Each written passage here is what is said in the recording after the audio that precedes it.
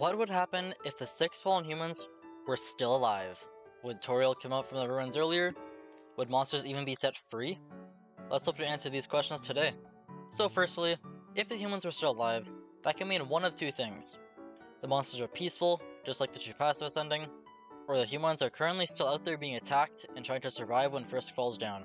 To briefly skim over the first possibility, the monsters would have no souls to destroy the barrier, so the monsters and fallen humans would remain trapped down there forever.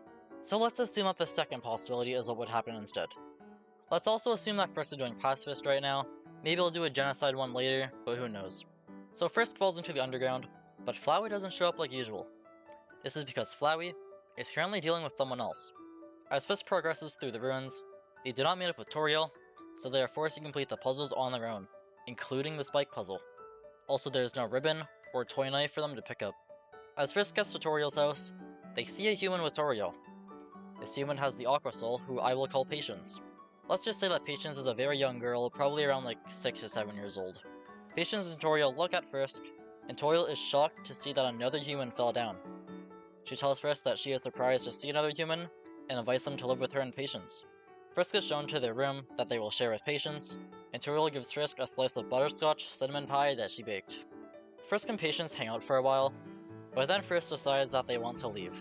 Patience, being curious about the older human, follows Frisk to the basement. Toriel stops them and says that they should play upstairs instead. However, Frisk tells her that they want to leave. Toriel looks upset at this statement and tells them that Asgore has sent his guard to kill the other humans who've left, and that she is only protecting them by keeping them here. Frisk brushes it off and continues heading toward the Snowden door. Patience follows behind, still unsure of what she's really doing. Toriel fights them both in order to prove how strong they are, and Frisk spares her while Patience pretty much stands there doing absolutely nothing. Toriel lets them pass and they move on to Snowden. As they run into monsters, Patience continuously hides behind Frisk and lets them deal with the monsters for her, but before that, they still run into Sans, who tells them that he doesn't want to fight them. Sans says that he's recently seen another human come through the door, and that his brother really wants to capture a human. He says that he's unsure if Papyrus has met the human yet, and asks Frisk and Patience to go to the town to make his brother happy. Frisk and Patience continue forward, sparing the dogs and other monsters along the way, and in the forest, they see the next human, who has the Orange Soul. Let's assume they are a 13 to 14-year-old boy, and let's call him Bravery. Bravery accompanies them since they all want to go home, and he tells them that he's been in the forest for a while, just trying to survive the monsters. The three of them spare Greater Dog and get to the bridge. However, Papyrus has exited the town to search for humans again, and sees the three of them. But he doesn't know what they are yet. Sans shows up and Papyrus asks him if the three of them are humans, in which Sans says yes. Papyrus is super excited and tells them to meet him at the end of Snowden Town. They do so, and fight Papyrus to move forward. Bravery tries to fight Papyrus, but Frisk has to convince him not to so they can progress peacefully. Bravery is convinced and no longer fights monsters for the rest of the journey. And Patience is still doing absolutely nothing since she's so young. Papyrus lets them pass after they spare him, and they move into Waterfall. They don't see Undyne, however, since she is currently dealing with the next human. Frisk and others proceed until they get to the second Undyne bridge, and here, they see Undyne fighting the next human, who has the blue soul. Let's assume that they are the same age as Bravery, but are a girl instead. And let's call her Integrity. But wait, it's not just Integrity she's fighting. The human with the purple soul is also there. Let's say he's a 12 to 13-year-old boy, and let's call him Perseverance. Undyne and the two of them are currently fighting, but since Integrity is a dancer, she doesn't really want to attack Undyne. And because Perseverance is a bookworm and a writer, he's just trying to write down what's currently happening. Frisk and the others jump into the fight as well, and do their best to spare Undyne, but she just won't budge. Undyne tries to target Patience since she's the youngest of the group, but gets increasingly frustrated when the humans continue to block her attacks. As she gets more and more annoyed, she decides to just break the bridge and let them fall to the depths below. Luckily, the humans fall on the conveniently placed golden flowers and survive the fall. The five of them get up and continue forward past Gerson's shop and the lantern room. When they reach the dark room with the Echo Flower, Undyne closes in on them like usual, but Monster Kid unintentionally saves them by running out of the bushes. Undyne takes Monster Kid away, and the humans continue to the Undyne arena. Undyne is there waiting for them, somehow, and they get into a second fight. They are still forced to just run away to Hotland, which they do, and Undyne still fights in Hotland, but this time, Patience is the one to give her the cup of water instead of Frisk. Undyne gets up, looks at Patience, and walks away. The five of them are relieved, and go to Alphys' lab. She is currently watching the last two humans as they have to deal with Mettaton. Frisk and others confront Alphys, and she is really nervous to see 5 other humans. She explains that she may have made a killing robot that is currently attacking the other humans. Perseverance is desperately trying to write this information down, while Bravery steps up and asks where the other humans are. Alphys guides them through, but is secretly worried that Mettaton might end up killing the humans if she doesn't rush in to save them. She tries hard not to think about it as she guides the 5 humans around Hotland. They still run into encounters along the way, but they eventually reach the Mettaton musical room, where Mettaton is currently about to sing for the 2 humans, who we will call Justice and Kindness. Let's say Kindness is a 15 to 17-year-old girl and Justice is a 17 to 18-year-old boy. When Mettaton sees Alphys and the other humans, he is unsure what to do. He stops his musical and says that something unexpected has occurred to his audience. He stops singing and just sends them all to the tile puzzle below. Only this time, they have to complete the puzzle since Alphys can't just shut off the firewall. Justice is frustrated with Mettaton and tries to shoot him with his bullets, but Kindness stops him from doing so. Bravery is trying to brute force the puzzle, but to no avail. Integrity dances while she progresses forward.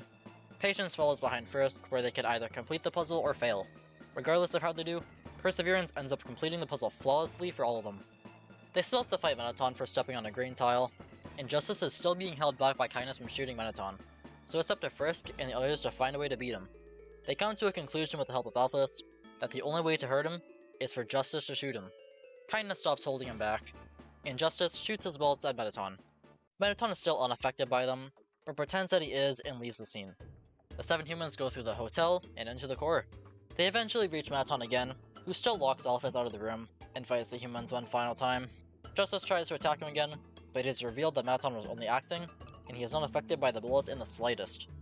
Alphys calls him during the fight and tells him to turn Mettaton around and flip his switch, which they end up doing so.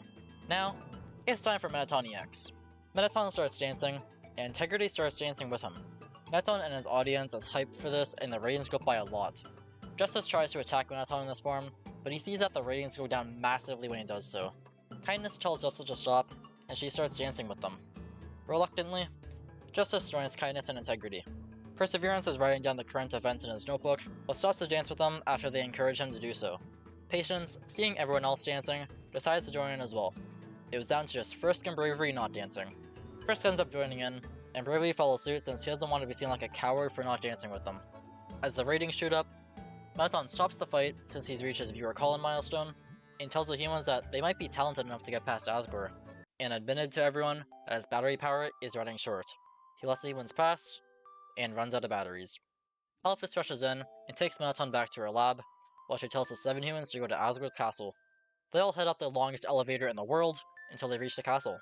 The monsters that they've spared along the way accompany them and share the story of the first fallen human, and then they reach the Judgment Hall, where they are all judged separately by Sans.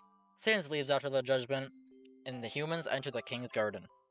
Asriel turns around and is absolutely shocked at what he's seeing. 7 humans have disappeared to him, all at once. He tells the humans to come with him to the barrier, which they do. Asgore fights all 7 of them, and still destroys the mercy button. But since he's up against 7 humans, his health depletes fast. When he gets to a slither of HP, Justice goes in for the kill, but Frisk stops him. Instead, Frisk uses the broken mercy button to spare Asgore. Flowey shows up out of nowhere, and says that he's been following Justice around ever since he first fell, and seeing 7 humans in a safe place was really surprising to him. Flowey finishes off Asgore, and says he will take all 7 of the human souls right there and then.